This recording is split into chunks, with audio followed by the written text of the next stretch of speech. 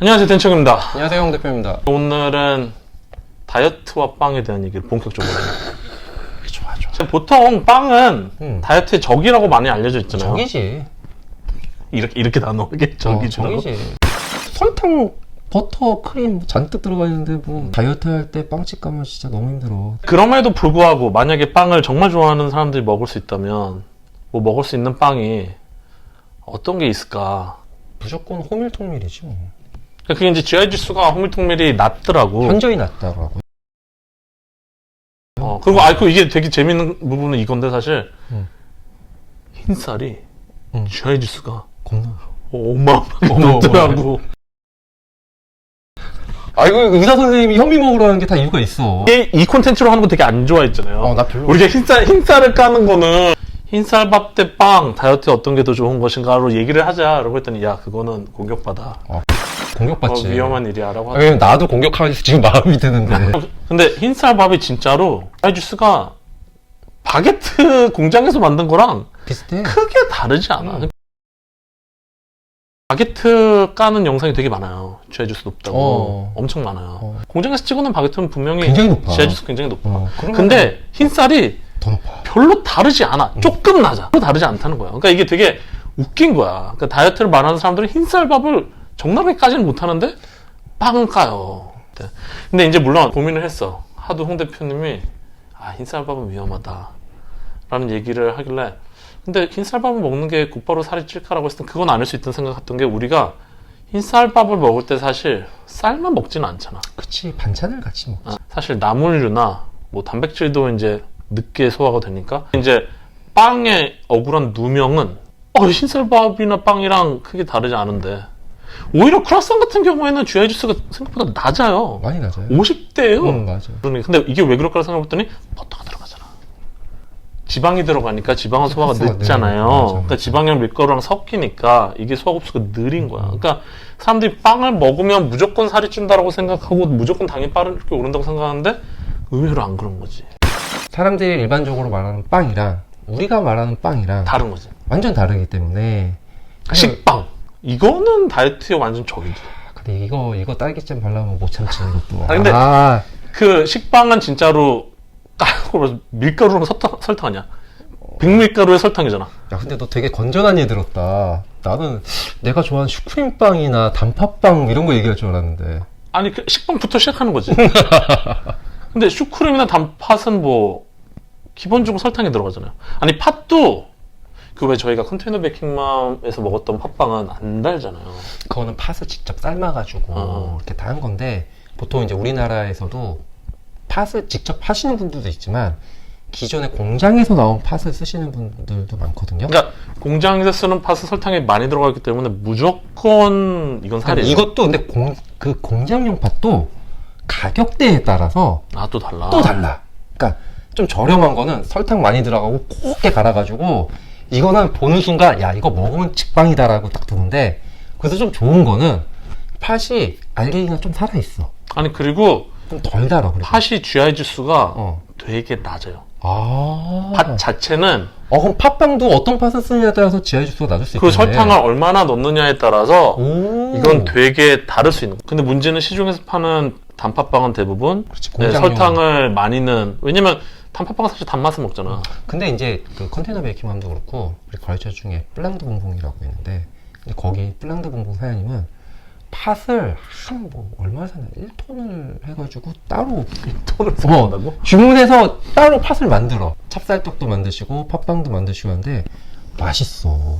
팥이 안 단데 단 그렇게 되면 되게 맛있어요. 팥이. 근데 그런 단 거는 GI-주스도 생각보다 안 높을 수도 있다는 거지. 제가 보내드린 링크 있잖아요. 이렇게 본인이 당뇨 환자셔가지고 이렇게 찍어가지고 하는 걸 보니까 빵 중에서도 당이 별로 안 올라간 단팥빵이 있으셔서 이건 어떻게 만든 거 같고 봤더니 거기 재료를 봤더니 그냥 밀가루 쓴 거야.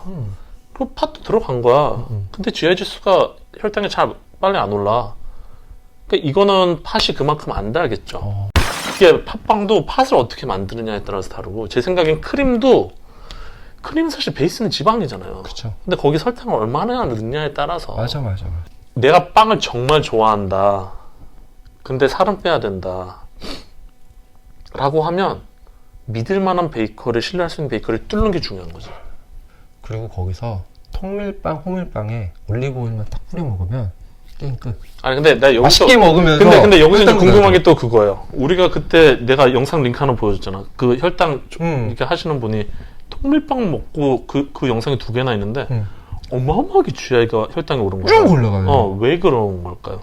그 통밀빵이 제 예상인데, 개인적인 예상인데, 첫 번째는 발효가 충분히, 사전 발효가 충분히 안 됐을 수가 있어요.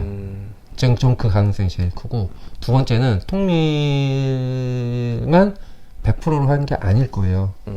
통밀만 100%로 하는 빵집도 많지만, 보통 일반 손님들 같은 경우는 100%로 하면 약간 이게 조금 헤비하거든. 좀 꺼끌꺼끌하고. 그래서 보통은 뭐 30%를 넣는다든지 50%를 넣는다든지 해서 하는 빵집들도 많아요. 이게 나쁘다는 게 아니에요. 통밀빵 자체가 먹어본 사람들은 구수한 맛이 있냐고 먹을 수 있지만, 처음 드시는 분들한테는 이게 되게 크게 다가올 수 있거든요. 그러니까 이 부분을 얘기하고 싶었던 게, 제가 그래서 이제 파봤어요. 또 요즘에 계속 공부하고 보고 있다고 했잖아. 일은 안 하고 이런 것만 하고 있는데, 그 통밀빵을 시중에 나와 있는 거를 유명한 데 거 3개를 비교하는 분 영상이 또 있더라고. 또 그런 게 있어? 근데 그 성분을 자세히 보니까 통밀 100%로 만든 건 3개 중에 하나밖에 없어. 우리가 통밀빵이라고 생각하면 보통 사람들은 100% 통밀로 만든 것일 거라고 생각하잖아. 근데 사실 현실에서는 통밀이 몇 프로가 들어갔든지 들어가면 이들은 통밀빵이라고 하는 거야. 그리고 통밀의 기준도 어떤 통밀이냐에 따라 달라요. 그러니까 우리 포리쉐를 기준으로 T80이 있고 T150이 있어. T80은 곱게 간 통밀이고, T150은 굉장히 거칠게 갈아서 그 껍질이 다 있는 전리뿐이에요. 그 T150으로 만든 것하고 T80으로 만든 거하고 또 달라. 빵을 정말 좋아하는 사람이 아니라면 그냥 다이어트 할 때 안 먹고 말아라고 할 수도 있어요. 근데 저같이 빵을 정말 좋아하는 사람은 이런 거 조금은 공부하고 따져보고, 베이커리 가가지고 작은 베이커리 같은 경우는 어떤 거 쓰냐고 물어보면 답 들을 수 있거든요. 아니면 그거 물어보는 게 민망하면 어떤 밀가루 썼나 이렇게 보면 돼요. 이렇게 그래서 이제 우리가 읽을 수 있는 이렇게 한글로 포장지에 있는 밀가루 쓴다 그러면은 거기 빵은 다이어트에는 독인 게 분명한 거고. 왜냐면 곱게 간 흰 밀가루는 살이 찌는 게 맞아요. 당도 빨리 올려. 통밀이라고 써 있어도 다이어트 하시는 분들은 확인해야 될 게 통밀 몇 프로냐. 근데 이제 맞아요. 정말 양아치 같은 데는 막 그냥 5% 10%만 섞어도 통밀이라고 홍보를 할 수도 있고, 근데 그렇지 않더라도 사실 작업성과 맛 때문에 밀가루를 현실적으로 통밀빵에도 섞을 필요성이 있다는 거죠. 상품성 때문에. 그리고 솔직히 말해서 통밀, 호밀 100%로 만든 빵을 사가시는 분들의 비율이 잘 없어. 높지가 않아요. 제가 그때 이렇게 투어 도왔던 빵집에서 호밀 100%로 만든 빵 한 번 사먹은 적 있거든요. 딱딱해. 저한테도 호밀은 하대요. 사실 힘들어. 그리고 호밀은 또 오래 씹어야 그 맛이 나기 때문에. 아마 통밀빵이라고 그분이 드셨던 거가 제가 추측하기로는 몇 프로인지 모르지만 보통 한 30% 넣을 거예요. 그러니까 반드시 밀가루가 들어간 것 같고, 많이 넣어야 50%. 그런 경우에는 사실 뭐 살이 안 찐다고 할 수는 없다. 진짜 쥐약은 빵에다가 잼 바르면 이건 다이어트는 끝이지. 이건 아주 그냥 당을 쭉 빨아가지고 지방으로 그냥 쭉쭉쭉 하는 거지. 거기에 휘핑크림. 빵의 세계가 되게 깊은데 그거를 모르셔가지고 빵은 무조건 살찐다고 하는 거예요. 맨날 밀가루 끊어야 다 된다고 그러잖아요. 아니 물론 현미 같은 경우는 제가 GI 지수를 보니까 쌀보다 한 30몇이 낮더라고요. 그러니까 현미가 통밀을 쓴 빵보다는 GI 지수가 더 조금 낮아요. 근데 그건 그럴 수밖에 없는 게, 현미는 통으로 어쨌든 우리가 밥을 해 먹는 거고, 밀가루는 간 거고, 가공 방식에 따라서 흡수되는 속도가 또 다르니까.